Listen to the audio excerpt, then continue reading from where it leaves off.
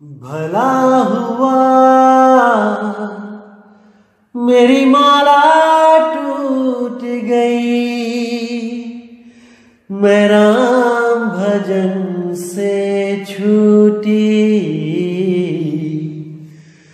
भला हुआ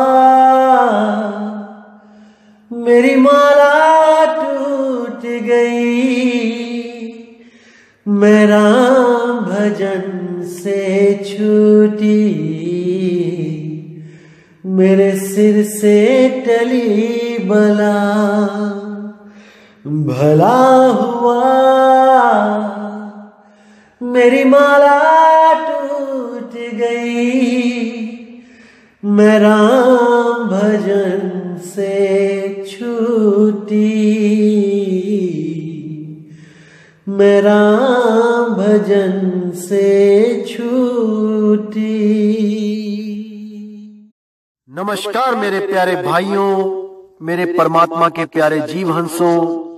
मैं हमेशा मालिक से यही दुआ करूंगा कि आप सब मेरे भाइयों का विवेक पहले से ज्यादा और ज्यादा और ज्यादा से ज्यादा बढ़ता ही जाए।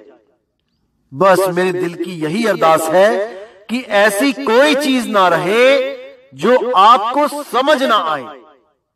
हर चीज आपको बिल्कुल क्रिस्टल क्लियर होती जाए। बस यही चाहूंगा मैं, यही अरदास करूंगा उस बंदी छोड़ से, उस परमपिता परमात्मा से कि वो आपके विवेक शक्ति में बढ़ोतरी करता ही जाए और ऐसा कोई भी अज्ञान ना रहे इस दुनिया में जो आपको 1% भी भ्रमित कर पाए। कुछ ना रहे ऐसा। आपका ये भाई आपकी पूरी मदद करने के लिए तैयार है। बस आप निष्पक्ष भाव से इस सत्संग को सुनते रहिए और उस पर विचार करते रहिए। विवेक लगाइए कि जो मैंने बात कही है वो सत्य है या असत्य है।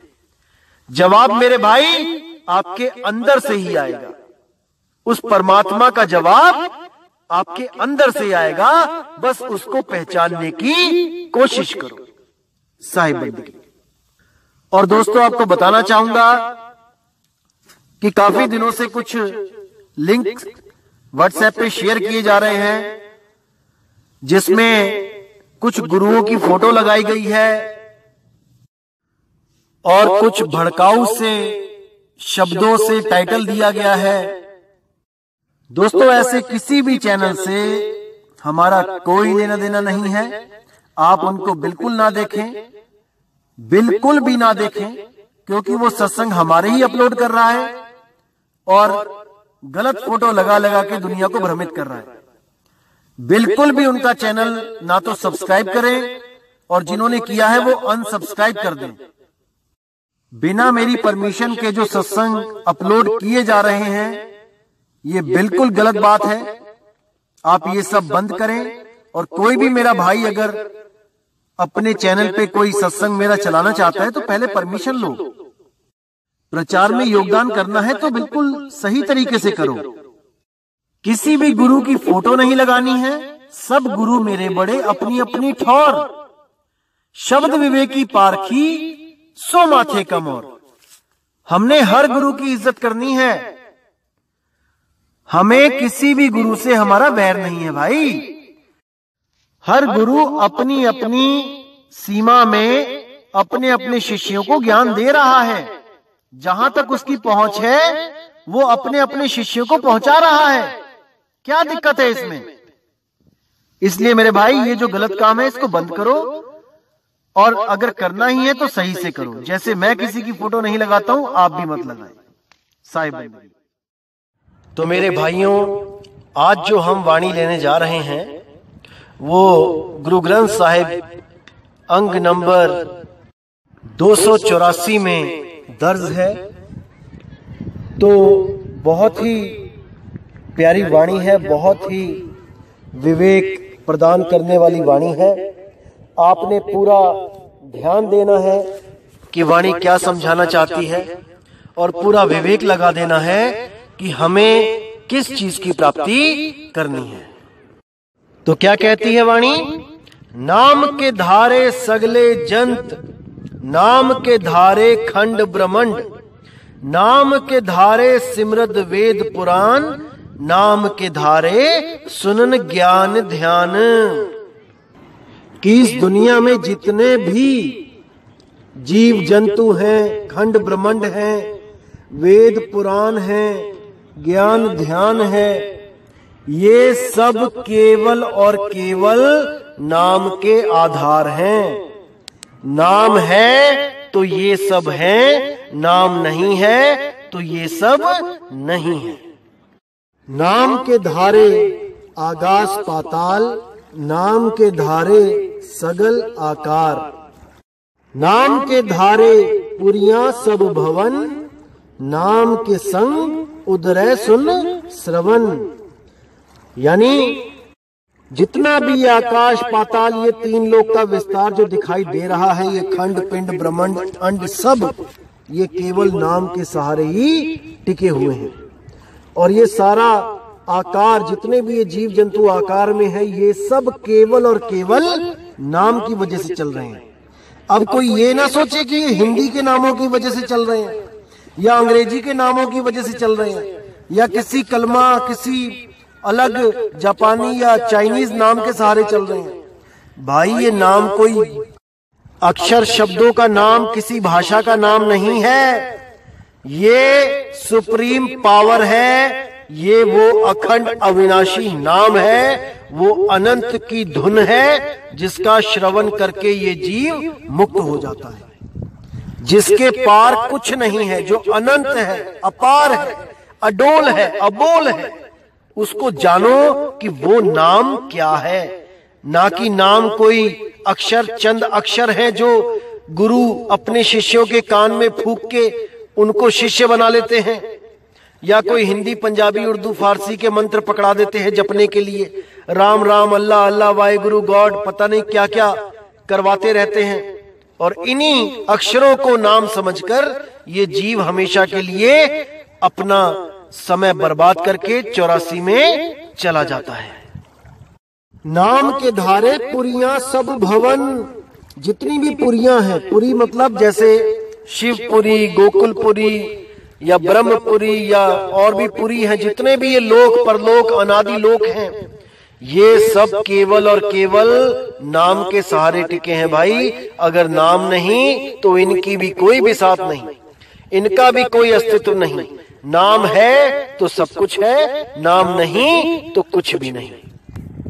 नाम के संग उधरे सुन श्रवण, यानी नाम का साथ प्राप्त करके उसको श्रवण यानी सुन के, उस अखंड धुन को सुन के जीव हमेशा के लिए बंधन मुक्त हो जाता है, इस 84 के जाल से हमेशा के लिए निकल जाता है।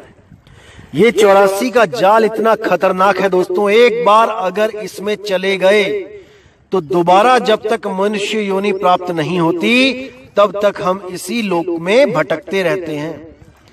लेकिन आपने देखा होगा कुछ स्वयंभू आत्मज्ञानी जो आजकल भ्रमित करने में लोगों को लगे हुए हैं यूट्यूब चैनलों के द्वारा, उनके विचारों के द्वारा समाज में ये संदेश पहुंचाया जा रहा है कि इंसान जन्म और ये कुत्ता बिल्ली बकरा, ये 84 लाख जूने, इन दोनों में कोई फर्क नहीं है, कोई खास फर्क नहीं है।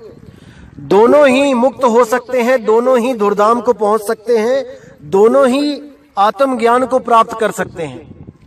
ऐसी भ्रमणा फैलाई जा रही है, ऐसा बेवकूफ बनाया जा रहा है इस समाज को कि क्या बताऊं मैं। ऐसा अज्ञान सुना सुना के लोगों को भ्रमित किया जा रहा है। लेकिन दोस्तों परमात्मा की दया से मैं भी समय समय पर इनके अज्ञान का पर्दाफाश करता रहता हूं।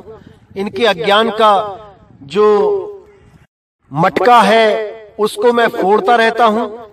अभी पीछे ही मैंने एक ऑडियो बनाई थी जिसमें मैंने उस स्वयंभू नकली आत्मज्ञानी के जो प्रवचन थे उसके ऊपर मैंने कुछ काट करी थी, वो भी प्रमाणों के साथ। उस भाई ने ये बोला था कि आदमी और जानवरों में बस इतना फर्क है कि आदमी के शरीरों में जो द्वार होते हैं उन द्वारों को पार करता हुआ वो लोक परलोक की यात्रा कर सकता है। वो स्वर्ग में जा सकता है, महास्वर्ग में जा सकता है, अलख लोक, अगम लोक, अनामी लोक में जा सकता है, लेकिन जो जानवर हैं वो नहीं जा सकते हैं।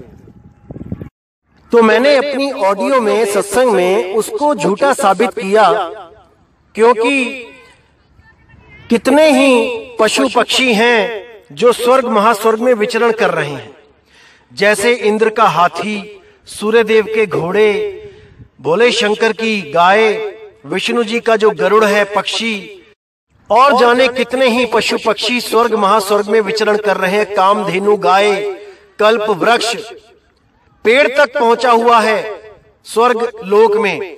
और ये भाई लोगों को अज्ञान बांटता फिर रहा है कि केवल इंसान ही स्वर्ग महास्वर्ग तक जा सकता है।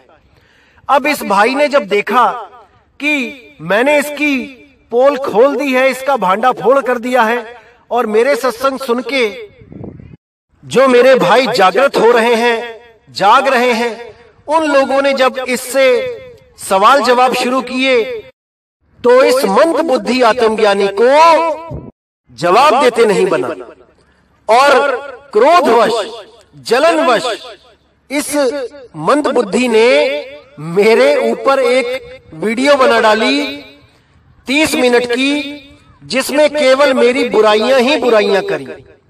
अब अगर इसमें 2 पैसे की भी अकल होती इस भाई में, तो ये मेरे सत्संग पे विचार करता कि अगर मैंने इसके ज्ञान को असत्य साबित किया है तो इसका मतलब इसका ज्ञान अधूरा है, क्योंकि सत्य ज्ञान को कोई अधूरा साबित नहीं कर सकता। मेरे भाई अभी समझ जा इस बात को, सत्य ज्ञान किसी आदमी का ज्ञान नहीं है, वो सत्य पुरुष, अविनाशी पुरुष का ज्ञान है, वो परमपिता परमात्मा का ज्ञान है। उसको गलत साबित करने वाला इस पूरे ब्रह्मांड में कोई पैदा नहीं हुआ। और अगर तुम्हारे ज्ञान को गलत साबित कर दिया जाता है तो मेरे भाई सरेंडर करना सीखो, क्योंकि केवल सत्य ज्ञान को प्राप्त करने से ही मोक्ष मुक्ति संभव है, अन्यथा 84 के धक्के लिखे हैं मेरे भाई। और आज इंसान जन्म में बैठ के 84 को और इंसान जन्म को बराबर बताना बहुत आसान है। जिस दिन गधा और घोड़ा बन गए उस दिन ऐसे चाबुक पड़ेंगे मेरे भाई कि सहलाने के लिए भी हाथ ऊपर नहीं उठ पाएंगे, केवल चमड़ी हिलाते रहोगे। याद रखना, आंसू बहेंगे और चाबुक पड़ेंगे अगर इन जीवों को भ्रम में डालते रहोगे तो। इसलिए भाई खुद भी सरेंडर करो परम ज्ञान के आगे, और जीवों को भी सत्य ज्ञान बताओ, ना कि भरमाओ। सुधर जा भाई, सुधर जा अभी। और दोस्तों, किसी ने सच ही कहा है कि क्रोध में लिया गया फैसला हमेशा गलत ही होता है। इस भाई ने क्रोधवश मेरे ऊपर जो पूरा सत्संग किया उसमें बहुत से सच उजागर कर दिए इस भाई ने। मैं आपको बताना चाहूंगा कि क्या क्या सत्य इसने उजागर किया गलती से, जो इसी का जो झूठ है उसका सर्वनाश करने के लिए इसके ही वाक्य काफी है। इस भाई ने गुरु को असत्य बताते हुए कहा कि आत्मज्ञान में गुरु की कोई जरूरत नहीं होती, बिना गुरु के ही आप मुक्त हो सकते हो, क्योंकि सबसे पहले आत्मा ही आत्मा था, कोई गुरु चेला नहीं था। इसलिए आत्मा सदा से है और गुरु चेले की आवश्यकता भी नहीं है। तो मेरे भाई मुझे एक सवाल का जवाब दो जो मैं हमेशा से पूछता आ रहा हूं, कि जब आत्मा ही आत्मा था तो ये ब्रह्म कैसे पैदा हुआ, ये काल कैसे आया, ये 84 लाख जूने कैसे बनी? तब तुम्हारे पास कोई जवाब नहीं आता और तुम कहते हो ये तो एक सृष्टि का नियम है, अखंड नियम है जो चलता ही रहेगा। अरे नियम भी तो कोई बनाता है भाई, या बिना किसी के बनाए ही नियम अपने आप लागू हो जाते हैं। आज हमारे देश में कोई भी नियम बनाया जाता है तो उसके लिए सरकारें गठन में बैठ के फैसला करती हैं, ना कि कोई हवा में ही नियम बन के तैयार हो जाते हैं। तो मेरे भाई, जो तुमने 2 अक्षर का भेद बताया वीडियो में, जो लोगों को भ्रमित किया कि 2 अक्षर का मतलब है 2 अखंड धाराएं, एक आत्मा और एक मन जो सदा से ही है, अब कहां गया वो मन? जब तुम कहते हो कि आत्मा ही आत्मा था, तब मन कहां था? यानी कि आत्मा के बाद मन पैदा हुआ है, और वो पैदा करने वाला कौन है? वो आत्मा ही है, क्योंकि आत्मा से पहले कुछ था ही नहीं। तो करना कराना आत्मा के ही हाथ में है, ना कि मन या ब्रह्म के हाथ में है। इसी ज्ञान के द्वारा तुम खुद झूठे सिद्ध हो जाते हो और तुम अधूरे सिद्ध हो जाते हो, क्योंकि तुम्हें अभी तक आत्मज्ञान की ABCD भी नहीं पता है और तुम स्वयंभू आत्मज्ञानी बन के लोगों को भ्रमित करने चल पड़े हो। सुधर जा मेरे भाई, सुधर जा, अभी समय है। और दोस्तों, सबसे खुशी की बात तो यह है कि इस भाई ने अपने मुख से स्वीकार किया कि इसने काफी घंटे मेरे साथ बात करी फोन पे, क्योंकि पहले तो ये इस बात को मानने को भी तैयार नहीं था। इसने कई लोगों को जो इसके द्वारा नामदान ले चुके हैं फोन पे, जब उन्होंने मेरा नाम इससे पूछा तो इसने साफ मना कर दिया कि मैं किसी नितिन को नहीं जानता, मेरी कभी उससे बात नहीं हुई, वो झूठ बोल रहा है। और देखो, अपने ही लोगों के सामने ये झूठा सिद्ध हो गया अपने ही वचन के द्वारा। इसने आज खुद ही ये मान लिया, ये प्रमाणित कर दिया कि इसकी और मेरी कई कई घंटे फोन पे बात हुई और मेरे ही द्वारा इसको रास्ता दिखाया गया और ये मेरे ही गुरु के द्वारा नाम दीक्षित हुआ दिल्ली में। इसने खुद माना है और इसने ये साबित करने की कोशिश करी कि नितिन से कोई पूछे कि आधा घंटा भी बात हुई है तो 25 मिनट कौन बोला है, यानी कि ये कहना चाह रहा है कि 25 मिनट ये बोला है, यानी इसने मुझे ज्ञान समझाया है और 5 मिनट इसने मेरी बात सुनी है। अब जो विवेकी मेरे भाई होंगे, बस वो इतना सा विवेक लगा दे तो इसका झूठ 1 मिनट में पकड़ा जा सकता है। दोस्तों, पहली बात तो ये है, जब आप किसी से कभी भी ज्ञान समझ रहे होते हो तो अगर आधे घंटे की कॉल है तो उसमें 25 मिनट आपके बोलने का कोई मतलब ही नहीं बनता, क्योंकि आपने अपनी गर्ज से उसको फोन किया है, ना कि उसने आपको फोन किया है। और जब आप किसी से ज्ञान समझ रहे होते हो तो वहां पर भीगी बिल्ली बने होते हो। जैसे आज भी देखोगे सत्संगों में जो लोग बैठे होते हैं, जो किसी गुरु के ज्ञान को समझ रहे होते हैं, वो वहां पे बोल नहीं रहे होते हैं, वो वहां पे केवल सुन रहे होते हैं और सुनने के बाद ही वो नाम दीक्षा लेते हैं जब उनको ज्ञान समझ में आ जाता है। इसी प्रकार आधे घंटे में अगर 25 मिनट ये भाई बोल रहा होता और 5 मिनट ये मुझे दे रहा होता, तो किस मुंह से ये कह रहा है कि दिल्ली में जाके इसने मेरे गुरुजी से नाम लिया। अरे भाई, अगर तुम 25 मिनट मुझे कहानी सुना रहे होते तो मैं तुम्हारे पास आके नाम ले रहा होता, ना कि तुम दिल्ली जाके नाम ले रहे होते। ये लोगों को भ्रमित करना बंद कर दो मेरे भाई, क्योंकि उन लोगों का जीवन इतना सस्ता नहीं है जितना तुमने समझ लिया है।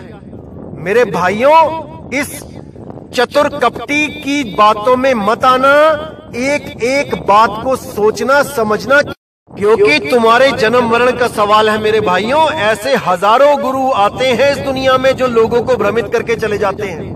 उनमें से एक ये भी आ गया तो कोई बहुत बड़ी बात नहीं हो गई। हजारों आते हैं और जीवों का सत्यानाश करके चले जाते हैं। आपने एक एक वाणी पे विचार करना है कि मैं क्या कह रहा हूं, कैसे मैं असत्य का भांडा फोड़ रहा हूं, क्योंकि दोस्तों मैं यहां कोई गुरु बनने नहीं आया हूं। आपने, अगर आपको लगता है कि मैं गुरु बनने आया हूं तो आप 53 नंबर ऑडियो सुन लीजिए, जहां पे कितने ही लोग अरदास कर रहे हैं कि हमें शिष्य बना लो, और मैं उनको मना कर रहा हूं, क्योंकि मेरे भाइयों मैं इस भ्रम में नहीं डालना चाहता किसी को कि केवल हमारे पंथ से ही, केवल हमारे वैराग साहिब के द्वारा नाम देने पर ही कोई मुक्त होगा। अरे सत्य ज्ञान जहां से भी मिलता है ले लो, कहीं भी ले लो, लेकिन वो ज्ञान सत्य होना चाहिए। इस कपटी मंद बुद्धि ऐसे अधूरे गुरुओं के अज्ञान की तरह नहीं होना चाहिए कि जहां जीवों का सत्यानाश हो जाए। ऐसे मंद बुद्धि इंसानों से बचो मेरे भाइयों, जिनको यही नहीं पता कि ब्रह्म की उत्पत्ति कैसे हुई है और आत्मा का अस्तित्व कैसा है। जब आत्मा ही आत्मा शुरू में थी तो ये भूल कैसे हुई 184 की, जिस भूल को सुधारने के लिए ये YouTube चैनल बना के बैठे हैं, ये मुक्तिदाता बने बैठे हैं। अरे ये गलती हुई किससे है ये तो बता दो, ये तो समझा दो जगत को। जब आपने स्वयं ये मान लिया कि आत्मा ही सर्वे सर्वा है, केवल आत्मा ही आत्मा था और अंत में आत्मा ही रह जाएगा, तो ये गलती किससे हुई? ये दुनिया बनाने की गलती किससे हुई? साबित करो। अगर इसको तुम अखंड नियम कहोगे तो तुम ही गलत साबित हो जाओगे, क्योंकि आत्मदेव कभी ऐसा नियम नहीं बनाएगा जिसके द्वारा इतने लोगों को कष्ट सहना पड़े। कदापि नहीं, चाहे उसे आत्मा कह लो चाहे परमात्मा कह लो, कभी भी ऐसा कठोर नियम नहीं बनाएगा कि कोई भी इंसान यहां जन्मता मरता सड़ता रहे और भरमता इस 3 लोक में 84 के जाल में फंसा रहे। कदापि नहीं। अरे वो तो बंदी छोड़ है, वो तो मुक्त करने आता है मेरे भाई। अभी समझ जा, समय है। लोगों को भरमाना बंद कर दे और सत्य ज्ञान की खोज कर। शायद कुछ दिमाग में पड़ जाए मालिक की कृपा से। हमारे सत्संग लगातार सुन, शुरू से लेके आखिर तक, क्योंकि जो अधूरा ज्ञान तू समझ के चला गया मेरे भाई, उसको पूरा कर ले। अधूरा ज्ञान कहीं से भी लोगे तो आत्म तृप्ति नहीं हो पाएगी, संतोष नहीं आएगा। कहीं भी किसी भी संस्था में जुड़ो भाई, तो पहले उसका ज्ञान पूर्ण तरह समझ तो लो। अधूरा ज्ञान समझ के ही ढिंडोरा पीट दो कि नहीं यहां पर पूर्ण ज्ञान नहीं है, अधूरा ज्ञान है। अरे पहले खुद तो पूरा समझ लो, तब आगे बात करना। और दोस्तों, सबसे बड़ी बात क्या होती है, कोई भी संत समाज में, कोई भी संत महंत आता है तो सबसे बड़ी बात होती है कि वो किसी पर भी पर्सनल अटैक नहीं करता। उसका झगड़ा केवल ज्ञान और अज्ञान का होता है, वो किसी पर भी पर्सनल अटैक नहीं करता। अगर वो पर्सनल अटैक करता है तो इसका मतलब है कि उसके अहंकार को बहुत ज्यादा चोट लगी है। वो सहन नहीं कर पाया कि मेरे अज्ञान को किसी ने ज्ञान के द्वारा धूल में मिला दिया है, इसलिए वो ज्ञान की जंग को छोड़कर पर्सनल अटैक पे आ जाता है और गाली गलौज पे आ जाता है। जैसे इस भाई ने मुझे पता नहीं क्या क्या बोला, नीच बोला, महानीच बोला, और पता नहीं क्या बोलता रहा कि मैं अपने गुरु को ही चेला बना के बैठ गया हूं। पता नहीं कैसी बुद्धि लेके आते हैं लोग इस दुनिया में, और शर्म आती है मुझे ऐसे लोगों को संत कहने में, कोई प्रचारक कहने में, जो इतना भी विवेक नहीं लगाते, इतनी भी बुद्धि नहीं लगाते कि जिन महात्माओं का मैं जय जयकार कर रहा हूं अपनी हर ऑडियो में, हर सत्संग में, मैं अंत में उनकी जय जयकार के साथ उनके चरणों की धूल को अपने माथे पे लगा के सत्संग समाप्त करता हूं। मैं उनको ही अपना शिष्य कैसे बना सकता हूं? पता नहीं कैसी बुद्धि लेके भ्रमित करते हैं ये लोगों को, और जहर फैलाते हैं लोगों में सतपंथ के लिए, क्योंकि इनके अपने बुद्धि में, अपने मन में जहर भरा होता है, और जो किसी इंसान के पास जो चीज होती है वही समाज में बांटता है। ऐसा मूर्ख बना देते हैं ये लोग, और मुझे दया आती है उन लोगों पे जो इनके साथ जुड़े हुए हैं और जो बिना विवेक किए इनकी बातों को हांजी हांजी करते रहते हैं। अरे परमात्मा ने बुद्धि दी है, थोड़ा विवेक लगाओ मेरे भाई, थोड़ा सा बुद्धि लगाओ कि ये कहां पे गलत बोल रहा है। मैं समझ सकता हूं कि इसकी और हमारी बातों में 90% मेल खाता है सब, लेकिन जहां पर 10% में ये गलत है वहां पर आप इसको पकड़ो, नहीं तो ये आपका अनमोल जीवन बर्बाद कर देगा मेरे भाई। मेरा कोई नुकसान नहीं होगा इसमें, अगर आपको कुत्ता बिल्ली सूअर की जून में जाना पड़े, मेरा कोई नुकसान नहीं होगा। लेकिन आप सब मेरे भाई हो, मैं कभी नहीं चाहता कि मेरे भाइयों का कोई भी मंद बुद्धि इंसान नुकसान कर पाए, आपका कोई नुकसान ना हो, यही मैं चाहता हूं। इन मंद बुद्धि इंसानों का कुछ नहीं होगा, ये जैसे इस दुनिया में आए हैं वैसे ही एक दिन चले जाएंगे। लेकिन मेरे भाई, आपको तो इंसानी जन्म भक्ति के लिए मिला है, ये लोग तो अपना इंसानी जन्म बर्बाद कर ही रहे हैं, लेकिन आप क्यों इनके पीछे अपना जन्म बर्बाद कर रहे हो मेरे भाई? बिना गुरु के ज्ञान नहीं मिलता, इसको समझ लो। आज तक आप जो कुछ भी करते आए हो, अच्छा और बुरा, वो ज्ञान के द्वारा ही आपके मन में बसा है, गुरु के द्वारा ही आपको वो ज्ञान मिला है। और सत्य ज्ञान जब तक आपको नहीं मिलेगा, आपका आत्म स्वरूप आपको नहीं मिलेगा, जब तक आप इसी तन और मन के चक्कर में उलझे रहोगे। और ऐसे गुरु जो स्वयंभू नकली आत्मज्ञानी जो आपको भरमाते हैं, ऐसे ही लोगों के चक्कर में आके आप अपना अनमोल मनुष्य जीवन बर्बाद कर दोगे। इसलिए मेरे भाई, अभी समय है, विचार कीजिए। तो आगे कहते हैं, कर कृपा जिस आपने नाम लाए, नानक चौथे पद माही सो जन गत पाए। अब कितना क्लियर कर दिया कि कर कृपा, जिस पर वो परमात्मा कृपा करता है, जिस पर भी वो कृपा करके अपना नाम देने आता है, केवल वही जीव नाम को प्राप्त कर सकता है, अन्यथा कोई नहीं। और वो कृपा ऐसी नहीं होती है कि किसी गली में आत्मज्ञान पड़ा आपको मिल जाए, जैसे स्वयंभू आत्मज्ञानी को कहीं ज्ञान पड़ा मिल गया, क्योंकि गुरुओं के पास तो इसको कभी ज्ञान मिला ही नहीं, तो इसको चलते चलते ही कहीं पर किसी कोने में आत्मज्ञान पड़ा मिल गया और इसने उठा के अपनी जेब में रख लिया। तो ऐसे ज्ञान नहीं मिलता मेरे भाई। वो परमपिता परमात्मा स्वयं मनुष्य रूप धारण करके इस दुनिया में आता है ज्ञान को देने, ज्ञान समझाने, अज्ञान से दूर करने। लेकिन ज्ञान समझाने का मतलब ये नहीं कि उसने ज्ञान समझाया और आपकी मुक्ति हो गई। असल में जो वस्तु है वो ज्ञान अज्ञान से परे है। जैसे आप दिल्ली जा रहे हो चंडीगढ़ से, तो अगर आप गलत रास्ते मुड़ गए तब भी दिल्ली नहीं पहुंच पाओगे। और चंडीगढ़ से अगर आपको कोई ज्ञानी पुरुष मिल जाए चंडीगढ़ में और वो बता दे कि यहां से इतने किलोमीटर दिल्ली है और आप उस सड़क पे ना चलो, ज्ञान तो हो गया चलने का कि वहां पर दिल्ली है इसी रास्ते से, लेकिन अगर ना चलो तब भी आप वहां नहीं पहुंच पाओगे। इसीलिए ज्ञान हो जाना और अज्ञान, ये दोनों ही स्थिति से परे जो अवस्था है वो है वहां पहुंचना, उस गति को जानना, उस परम अवस्था में स्थित हो जाना। यही ज्ञान और अज्ञान से परे की स्थिति है, जिसको प्रैक्टिकल कहा जाता है।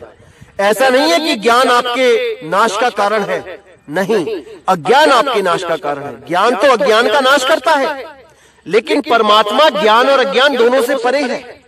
क्योंकि अज्ञान मान के चलो कि आज तक जो आपने सुना था, समझा था, वो अज्ञान था, और मेरे सत्संगों के द्वारा, इन सत्संगों के द्वारा आपको ज्ञान दिया जा रहा है, जिससे आपके अज्ञान का नाश हो जाता है। तो अज्ञान और ज्ञान दोनों आपके पास आ चुके हैं, लेकिन फिर भी आप मुक्त नहीं हो सकते, क्योंकि अब उस स्थिति को प्राप्त करना बाकी है।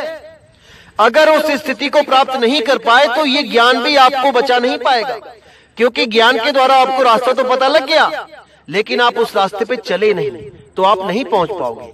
इसीलिए उसको बोला गया है कि सत्य असत्य दोनों से न्यारा, जानेगा कोई जाननहारा। कहने का मतलब असत्य भी आपको पता लग गया और सत्य भी आपको पता लग गया सत्संग के द्वारा, लेकिन उस सत्य को आपने प्राप्त जब तक नहीं किया तब तक आप मुक्त नहीं हो सकते। तो साफ बोल दिया यहां नानक साहिब ने कि कर कृपा जिस आपने नाम लाए, वो कृपा करता है तो अपने नाम के संग लगा देता है जीव को। नानक चौथे पद माही सोजन गति पाए। ये चौथा पद क्या है? जैसे आपको पता है कि इस शरीर में 3 भाग हैं, पिंड, अंड, ब्रह्मांड, और यही बाहर भी फैले हुए हैं। यही ब्रह्मांड बाहर है और यही तीनों अवस्थाएं इस पिंड में, शरीर में भी हैं। जो पिंडे सोई ब्रह्मंडे, जिन खोजा तिन पाया। तो यही पिंड, अंड और ब्रह्मांड, ये 3 पद हैं, 3 अवस्थाएं हैं। इसके जो परे है, जो आत्म अवस्था है, इन तीनों से जो परे शुद्ध चेतन आत्म अवस्था है, उसको चौथा पद बोला गया है। कि इस चौथे पद में जब सुरती आती है तब वो तीनों पद को त्याग के उस मूल अवस्था को प्राप्त करती है, जहां पर आना जाना उसका खत्म हो जाता है। नानक चौथे पद माही जोजन गति पाए, रूप सत जाका सत स्थान। उस असली नाम का रूप भी सत्य है और स्थान भी सत्य है। वही सतनाम है जिसका सत्य रूप है, सत्य निज धुन है, और वो सत्य स्थान है जहां पर सुरती हमेशा के लिए सत्य में समा जाती है। रूप सत जाका सत्य स्थान, पुरुष सत केवल प्रधान। जो असली पुरुष है वो केवल प्रधान, यानी सबका माई बाप, वो सार शब्द सत्य पुरुष, वो परमपिता परमात्मा ही सत्य है, वो प्रधान है। करतूत सत सत जाकी बाणी, सत पुरुष सब माही समाणी। जिसकी हर क्रिया सत्य है, जिसका कभी नाश नहीं होता, वो कर्म अकर्म से न्यारा है। सत्य पुरुष सब माही समाणी, वो सत्य पुरुष सब में समाया हुआ है। लेकिन उसका भेद तब तक नहीं प्राप्त होता जब तक कोई भेदी गुरु उसका भेद ना बता दे। जैसे कहते हैं, घट घट मेरा साइया सुनी सेजना कोय, और बलिहारी व घट की जिस घट प्रगट होए। वो सब में ही समाया हुआ है भाई, वो किसी तकत पे नहीं बैठा सतलोक में कि यहां से जाओगे नाम मंत्र जपते हुए और उस कमाई में से कुछ अंश काल को दोगे, कुछ देवी देवताओं को दोगे, कुछ अक्षर पुरुष को दोगे और फिर जाके वहां पर कोई तकत पे बैठा सतपुरुष मिलेगा आपको। अरे नहीं भाई, सत्य पुरुष सब माही समानी, वो सब में ही समाया हुआ है। मेरे में भी है, आप में भी है, सब में है, लेकिन हमारे शरीरों के अंदर नहीं है। जे कोई कहे कि सूअर में भी सतपुरुष समाया है, कुत्ते में भी समाया है, तो वो गलत फहमी में जी रहा है। वो सतपुरुष अजूनी है, जो जूनों में नहीं है लेकिन हमारे आत्मा में रमण करता है। वो आत्मा में राम बन के बैठा है, लेकिन उसको कोई भेदी गुरु ही बता सकता है, अन्यथा सब भरमाने वाले ही मिलेंगे। अब कहते हैं, सत कर्म जाकी रचना सत, मूल सत सत उत्पत्त, सत करनी निर्मल निर्मली, जिस ही बुझाए तिस ही सब भली। अब यहाँ पे सत्य की रचना की बात हो रही है कि जो सत्य है वो अजर अमर अविनाशी है, और असत्य जो है वो संसार है। सत्य के अलावा किसी पर भी सुरती लगाने से बंधन ही मिलेगा भाई, इसके अलावा और कुछ नहीं मिलेगा। सत्य करनी निर्मल निर्मली, वही सत्य आत्मदेव जो है वही निर्मल है, मल से विहीन है। जिस ही बुझाए तिस ही सब भली, जिसको ये ज्ञान समझ में आ जाता है उसका भला हो जाता है। सत नाम प्रभ का सुखदाई, विश्वास सत नानक गुरते पाई। अब यहाँ पे नानक साहब ने बिल्कुल स्पष्ट कर दिया, सत्य नाम प्रभ का सुखदाई, कि सत्य नाम काल और अक्षर पुरुष का नाम नहीं है, सत्य प्रभु का नाम है, परमात्मा का नाम है, और वो सत्य नाम ही सुखदाई है, और कोई नाम सुखदाई नहीं है। सत्य नाम प्रभ का सुखदाई, विश्वास सत्य नानक गुरते पाई। कि ये विश्वास नानक ने भी केवल उस गुरु से ही पाया है, जो गुरु स्वयं परमात्मा है, पार ब्रह्म है, जो एक इंसान का रूप धारण करके उनको बेई नदी पे मिला, जो स्वयं सत्य कबीर है, जिसको हम धाणक जुलाहा बोलते हैं, वही वो शुद्ध परम चेतन सत्ता है, जो मनुष्य रूप धारण करके हम जीवों को समझाने आता रहता है।